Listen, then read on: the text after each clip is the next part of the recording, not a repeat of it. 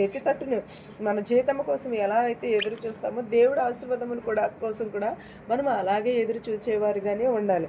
మన దేవుడు నిత్యం కూడా మనల్ని కాచే మన తట్టు కనులెత్తి చూచుని మన దేవుడనే యెహోవా కరుణించే వరకు కూడా యెహోవా వైపే మనము కనులు ఎత్తి చూడాలి.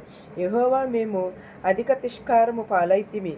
అహంకారులు నిందయు నిందాయు గర్విష్ఠుల యొక్క తిరస్కారమును మా మీదకి అధికముగా వచ్చి ఉన్నవి. మమ్మును కరుణింపుము. ఎవరి కన్నులండి? యెహోవా మేము అధిక తిష్కారము పాలైతిమి. అధిక తిష్కారములు పాలైనప్పుడు ఎవరి తట్టు చూడాలి మనము? యెహోవాయే.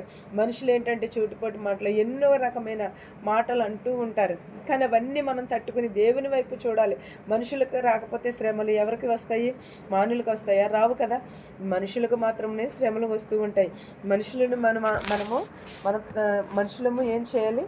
దేవుని వైపు చూడాలి. దేవుడి వైపు చూస్తే కంపల్సరీ మనకి సహాయము చేస్తాడు. ఆయన కన్నులు యెహోవా మేము అధిక తిష్కారము పాలైతిమి. అధిక చెప్పలేనన్ని నిందలు పాలవ్వచ్చు, చెప్పలేనని అవమానములు పాలవచ్చు, కానీ యెహోవాయే మనలను కాపాడువాడు. యెహోవాయే మనకి ఆశ్రయ దుర్గమునై ఉన్నాడు. ఎప్పుడు నువ్వు కూడా దేవుడిని విడిచిపెట్టకూడదు, బైబిల్ని విడిచిపెట్టకూడదు. మనము ఎన్ని శోధనలైనా రావచ్చు, ఎన్ని వేదనలైనా రావచ్చు, అవన్నీ తీర్చివాడు, మన సంకటములన్నీ తీర్చివాడు కూడా యెహోవాయే. యెహోవా తోడు లేకపోతే మనకి ఏది కూడా మన దరికి రాదు. యెహోవాకు మొర్రపెట్టినప్పుడు మనకు ఉత్తరం ఇస్తానంటున్నాడు. యెహోవా మన కాపరి, మనకి పచ్చిక కలుచట్లు ఆయన పరుండ చేస్తానని అంటున్నాడు.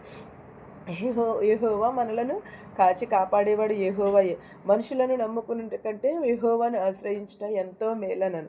మన రాజులను నమ్ముకునేట కంటే యెహోవాను నమ్ముకునుట ఎంతో మనోహరము అనను.